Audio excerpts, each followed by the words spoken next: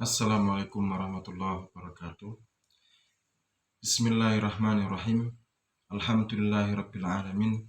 Qala Allah Ta'ala fil Qur'anil Karim, a'udzu billahi minasyaitonir rajim. May yahdihillahu fahuwal muhtadi wa may yudlilillahu falan tajida lahu waliyyan mursyida. Shadaqallahul azim.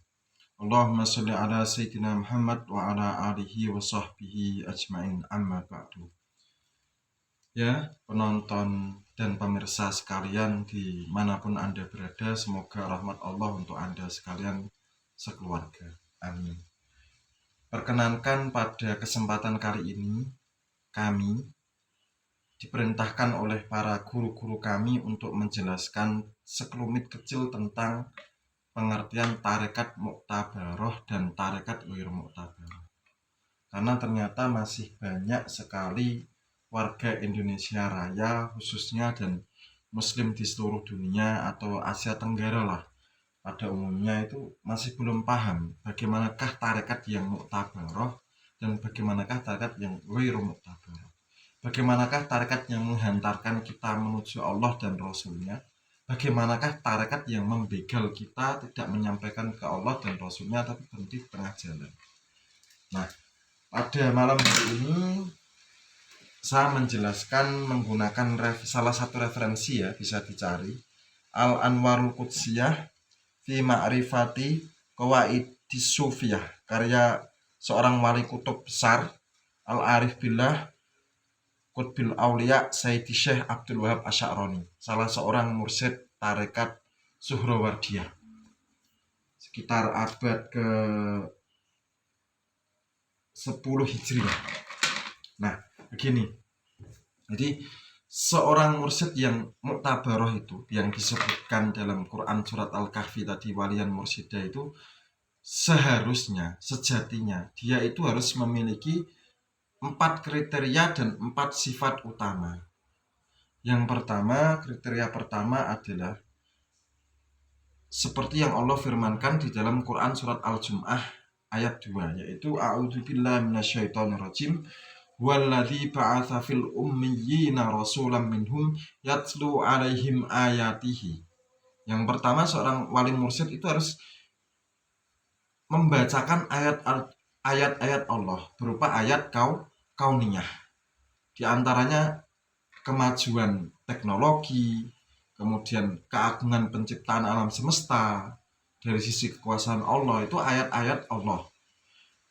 Kemudian wa yu'allimuhumul kitab, membacakan kitab Allah. Kitab apa? Kitab Al-Quran.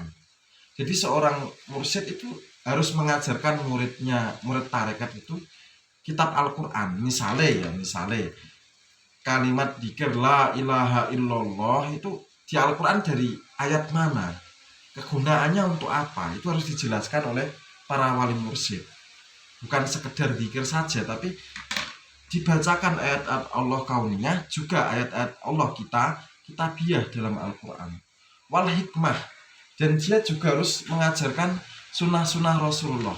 Di antara sunnah Rasulullah yang misalnya saya pakaikan saat ini adalah tentang imamah.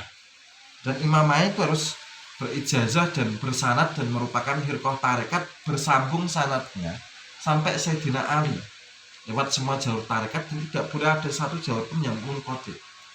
Kemudian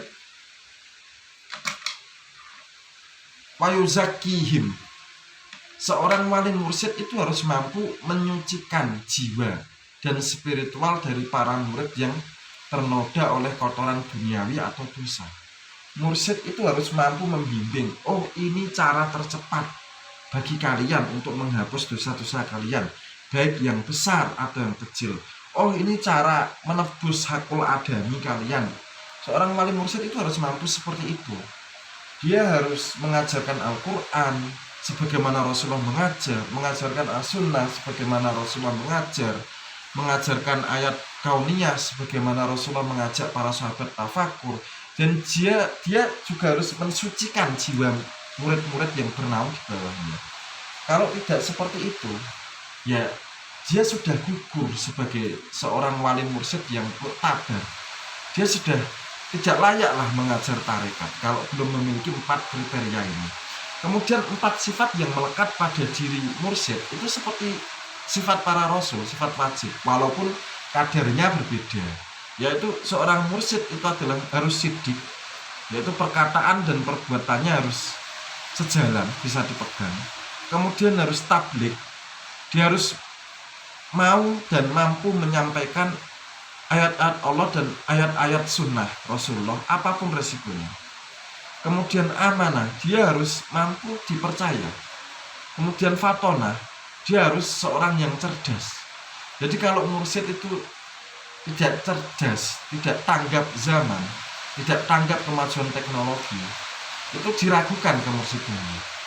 Kalau mursyid misalnya ya perkataan tidak bisa dipegang, misalnya oke, saya akan menghadiri undangan sekian, tanggal sekian, ternyata dia nggak datang dengan alasan lupa atau apa, dan itu terjadi berkali-kali, ya berarti dia sudah tidak siddiq. Jadi kriteria kemursyidaan sudah gugur pada dirinya. Kan ada tau seorang kiai besar yang di Pekalongan itu kalau diundang katanya datang, ternyata tiba-tiba nggak bisa datang, malah terindikasi sebagai ketua pemalsu makam se-Indonesia. Itu sifat siddiqnya itu sudah hilang. Jadi sudah nggak punya sifat Abu Bakar As-Siddiq, sosok yang bisa dipercaya perkataan dan perbuatannya. Berarti kemursidannya gugur.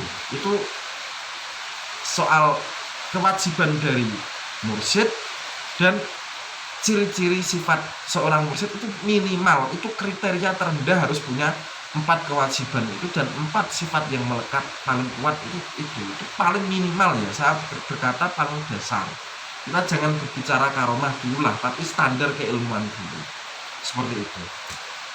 Kemudian kita akan berbicara tentang tarekat muktabaroh. Nah, untuk tarekat muktabaroh itu ijma ulama tarekat, ahli tarekat yang salaf.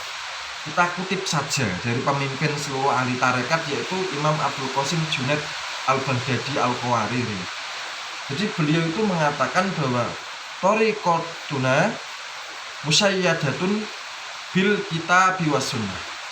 Wa man lam yahfadzil Qur'an wa lam yaktubil hadis falan tuflihu bi thariqatina. Jadi tarekat kami itu dikuatkan. Tarekat kami hendaknya memiliki landasan dasar Al-Qur'an dan As-Sunnah. Nggak boleh membuat amalan sendiri, tapi harus ada dasar dari Al-Quran dan As-Sunnah. Kemudian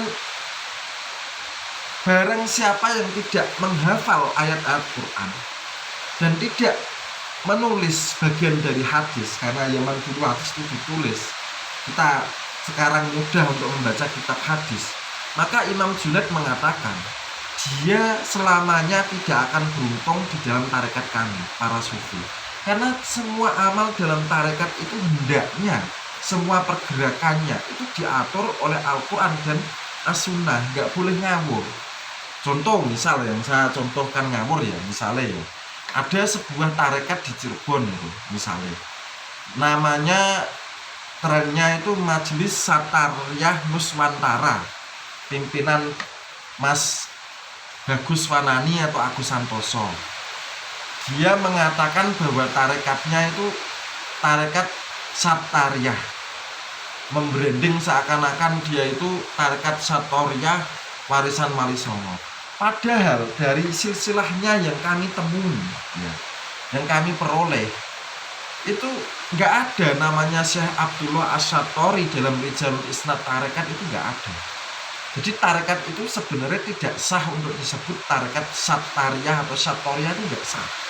Dan tidak sah mendakwakan diri sebagai pengemban amanat tarekat Satoriyah Cirebon, karena hari Sabtu ya sekitar 4 hari yang lalu saya sudah konfirmasi sama mursyid Satoriyah Benda Kerep Cirebon bahwa tidak ada dari mursyid Satoriyah Benda Kerep atau mursyid Satoriyah Tabaroh Cirebon yang memberikan kemursidan kepada Mas Agus Santoso atau Bagus Wanani, ketua dari Majelis Tarekat Satariyah Nuswantara, itu nggak ada. Jadi beliau itu sebenarnya ya mursyid gadungan, mengkotek. Makanya ajarannya nggak dibacakan Al-Quran, nggak dibacakan As-Sunnah, nggak dipegangkan kitab, nggak diajari tata cara suluk beribadah sebagaimana para wali mursyid zaman dahulu beribadah.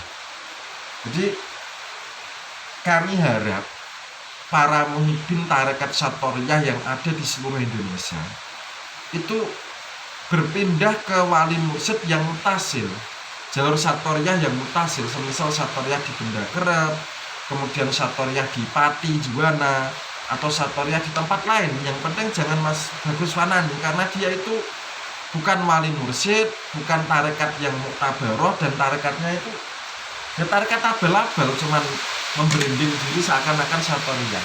Kenapa saya berani berbicara seperti itu? Ya karena saya juga mursyid Satoriyah jalur Benda Kerep Cirebon, walaupun yang sudah jatuh di orang luar.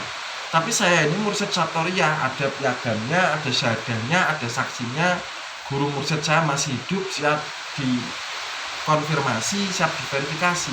Sementara Mas Bagus Fanani, ya kami sudah menunggu etikat baiknya untuk sowan ke kasepuan para mursyid Satoriyah, ternyata belum ada, dan malah menyesatkan muhibbin Satoriyah di Indonesia, mengaku seakan-akan ini loh cara dikir Satoriyah yang dipakai Wali Songo itu seperti ini. Padahal dikir Satoriyah Wali Songo nggak seperti itu. Saya jamin itu keliru lah 100%. Nah, kalau muhibbin Satoriyah itu masih kukuh di tarekat itu, saya pastikan panjenengan itu tidak akan usul, karena tarekatnya itu ghairu mu'tabaroh, mursyidnya juga munqati' maudhu', mursyidnya itu terputus, dan juga mursyid palsu, karena nggak ada guru Satoriyah Cirebon atau sekitarnya itu mengangkat dia sebagai mursyid. Sampaikan video saya ke Mas Bagus Fanani. Berikut mursyid-mursyid yang lain, mursyid gadungan yang lain, semisal Abah Aos atau yang sejenisnya yang nggak diangkat mursyid ngaku mursyid, saya akan ya mengkoreksi kepalsuan kemursyidaan Anda, karena saya punya ijazah dalam tarekat itu sekitar 20 jalur tarekat. Saya mursyid mutlak dalam sekitar 20 jalur tarekat. Ada Qadiriyah, Qadiriyah Naqsabandiyah, Naqsabandiyah Khalidiyah, Naqsabandiyah yang biasa, kemudian Satoriyah, Sadiliyah, Idrisiyah, Sanusiyah, Rosidiyah, Khalwatiyah, Suhrawardiyah, Kubrawiyah, Cistiyah, dan lain-lain. Ada ijazahnya semua. Saya ditugaskan guru saya untuk mengkoreksi mursyid-mursyid palsu, agar tujuannya tidak ada mursyid palsu yang besar seperti Habib Lutfi Pekalongan. Habib Lutfi sendiri itu juga Sadiliyahnya itu munqati', karena saya sudah konfirmasi sama Kiai Musonuddin Purwokerto Kidul, ya. Beliau juru bicara keluarga besarnya Mbah Malik, juru bicara dari seluruh keluarga Mbah Malik, itu mengatakan bahwa Mbah Kiai Abdul Malik bin Muhammad Ilyas Purwokerto tidak pernah mengangkat Habib Lutfi. Tolong sampaikan video ini ke misalnya ke Mas Bagus Fanani dan mursyid-mursyid palsu lain. Tolong berhenti dari mengamalkan amaliyah tarekat kalian yang munqati' itu, karena kasihan umat lah niatnya untuk usul ke Allah, tapi kalian jadikan permainan. Ya kalian akan menanggung dosa begal tarekat, utto'ut thoriq. Kalian telah membegal yang semestinya muhibbin dan ikhwan itu ke mursyid muktabar, kemudian malah kalian sesatkan kepada hawa nafsu kalian. Ya cukup sekian dan terima kasih. Wassalamualaikum warahmatullahi wabarakatuh.